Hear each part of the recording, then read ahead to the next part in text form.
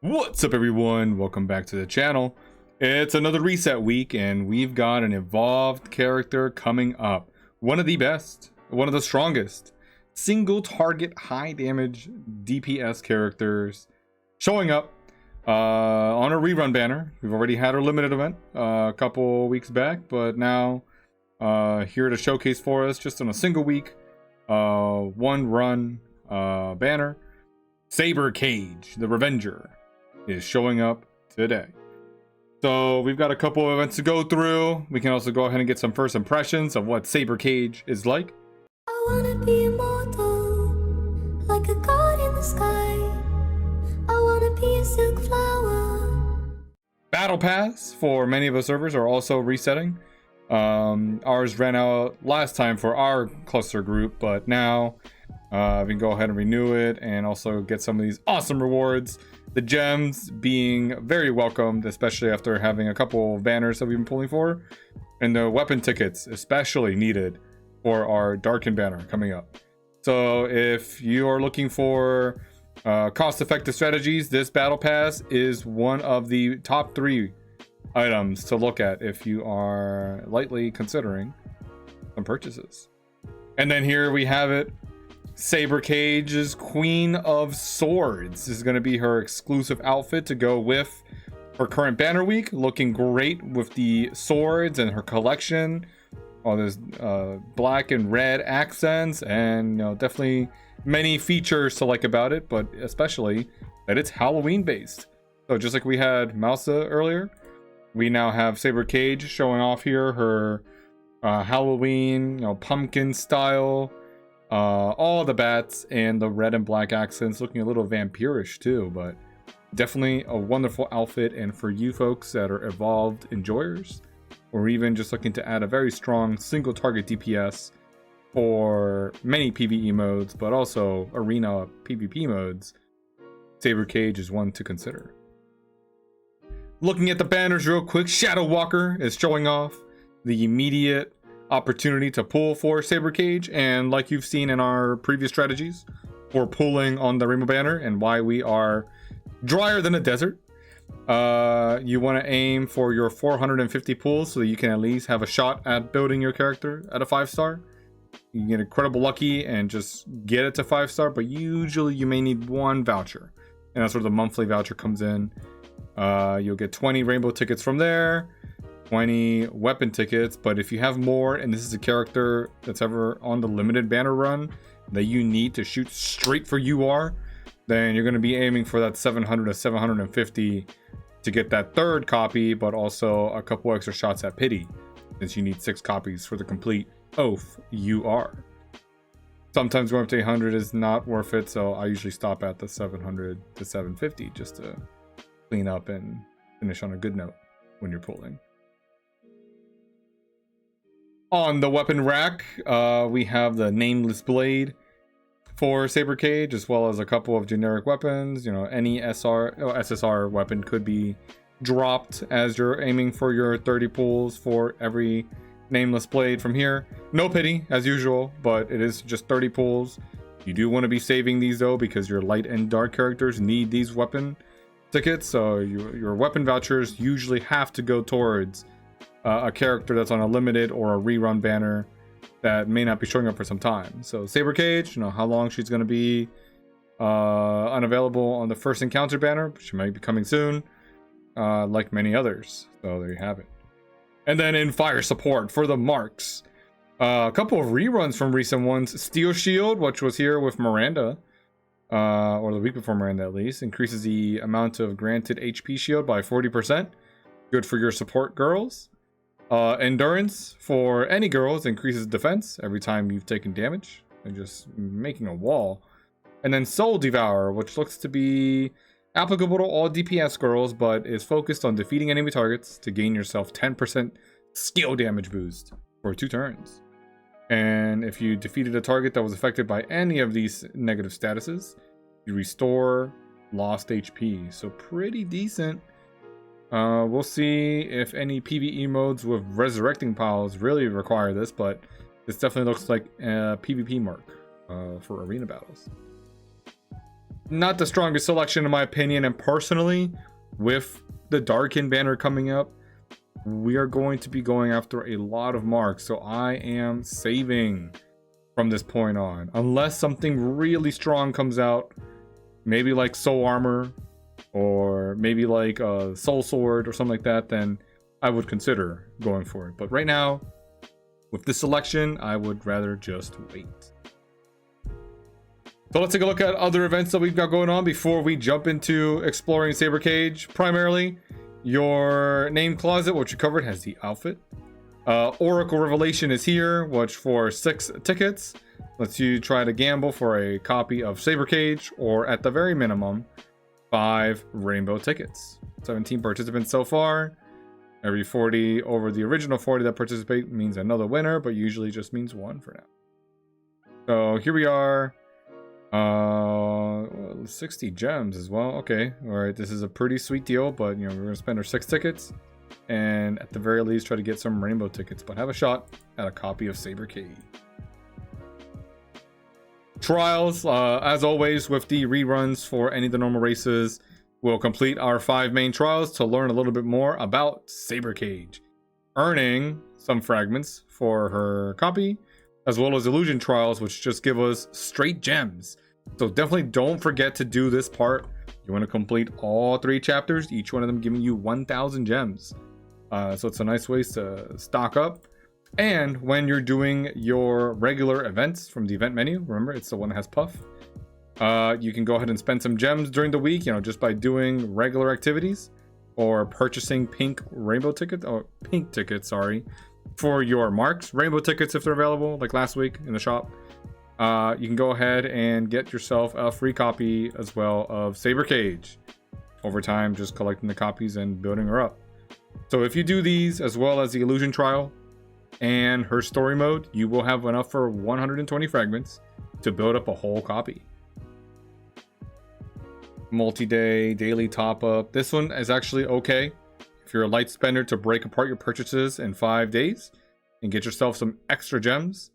It's a pretty hefty number here, you know, between the last day and the free gift just being 5,000 gems is a good way to rebuild for any light spenders there. We've still got the emergency supply going on, so not much here if you've already been signing in for the last 7 days, but new servers, you get an option for rainbow tickets as well as fragments. And these red ones aren't as special, they're just the regular ones that are available in the shop. But if you're working on your Cheryl, on your Pluton, or your Hero and Yaru, this is one way to get another copy. Theme closet, as usual, this is where you would select yourself to view Kage's Queen of Swords Halloween outfit. Covering the trials, monthly pass is still ongoing. I think we're only going to be able to reach the weapon, which I think is fine. It'll help us for our mouse. And if you are able to get up to your character voucher, these are the only 2 that you really want to have. Alright, Starlight. If you are pulling for Saber Kage, as you go ahead and collect some copies, you'll get some free gifts. And then can spend some tokens here to get yourself some more rainbow tickets, a copy of Saber Kage's weapon, and eventually as you scroll down further, you can see that you can get looks like a mark box in the 3rd rank, and then a couple copies of Saber Kage, which become a little pricey if you are absolutely needing to pick up the limited character. Only then do you even consider thinking about it, but usually just overlook those. Get the first couple of gifts if you're really looking to build up your Saber Kage. Photo wall, showing off Chloe and like a harmonic bridal outfit. You know, it's a really good look for Chloe, and she is a very popular character, especially when being used with Mouse or with Zero, just to trigger extra activations and multicasting. Very strong support for any team, but is very good for the multicasting combos in the mechanic faction. For many folks, I do highly suggest at least having a 2-star Chloe for her shields. Makes a better opportunity for climbing the infinite maze or just surviving in the abyss modes. But here, you can get her outfit as the grand prize, as well as a couple of extra rewards. Usually though, you are looking to spend 5,000 to 6,000 gems when you are throwing.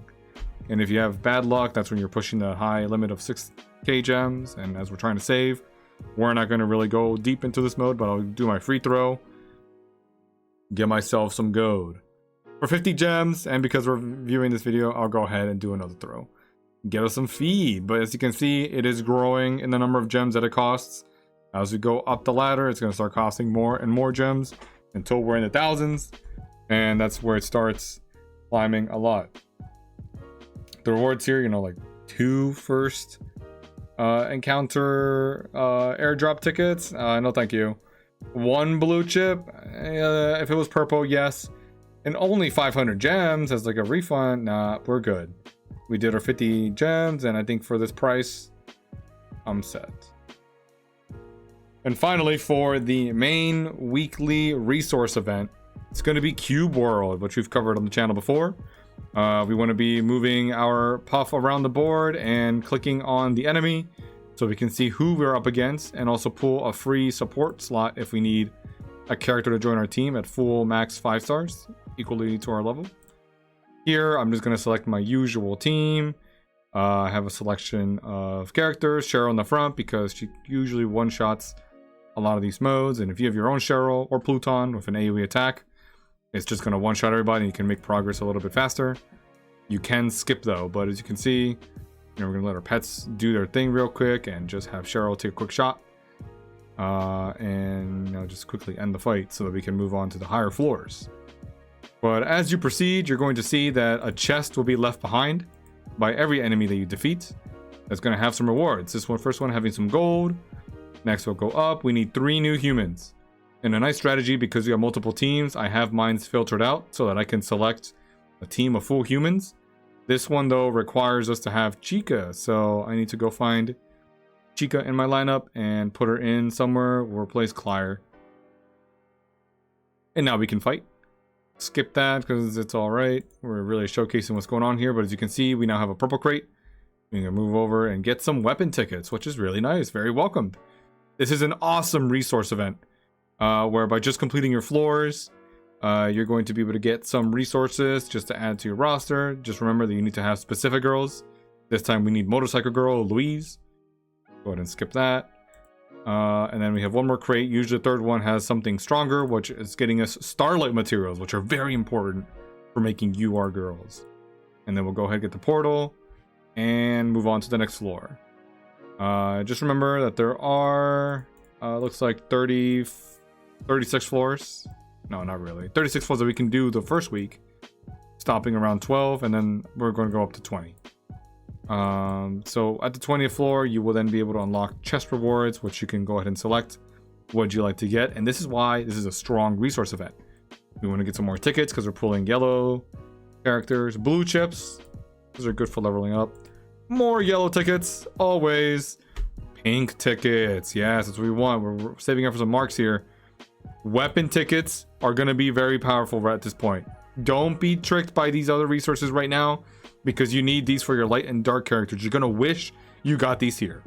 So keep pulling. I think I want to upgrade some weapons. We'll take the yellow tickets for now. I'll think about that one. This one's tricky. You do need to increase the affection of your girls with the gifts, but if you're also needing Starlight materials for your UR girls, say you're just working on your Moose or your Hecate or someone and you have the copies but not enough materials, this is one way to really stack up. This event does recycle, usually every 3 to 4 weeks. So picking up one or the other right now so you're prepared for the next one. I think I want the Starlight materials because I know I'm going to be upgrading quite a number of girls. Oh, this one is also tough. I think I'm going to go with the pink chips. These are very difficult to find. These can be found in the shops for other reasons and for the resources. So the pink chips, I'm going to take. Those are difficult. Oh, here we have another one. So yeah, you can go ahead and split it up, or you can fully stock up a surplus of one of these. You know, getting 320 the Starlight materials is not bad. So here, I'll just put this gift one here. I'm going to think long and hard about this. Which one do we need? And finally, Another one of these sets, I'm gonna have to go with the pink chips because I've reached the point where these are a bottleneck for me, and I'm trying to rank up my weapons, and they're stuck with how many of these I can get, and you know, at least 4 of them will get me one full set of upgraded gear to like a UR rank 5 or 6. Remember though, you cannot claim these rewards until the end of the event, which if I look up here, you see that the rest of the floors, once you reach a certain level, like 11, 12, 13, so 13, you have to wait the extra 3 days and 19 hours as the filming of this video to unlock the rest of the floors. And once you reach 20 and you've cleared this, you'll come over here to your chest rewards, select your choices. You'll get 2 extra crates as well, which have full Rubik's Cube frames or extra resources.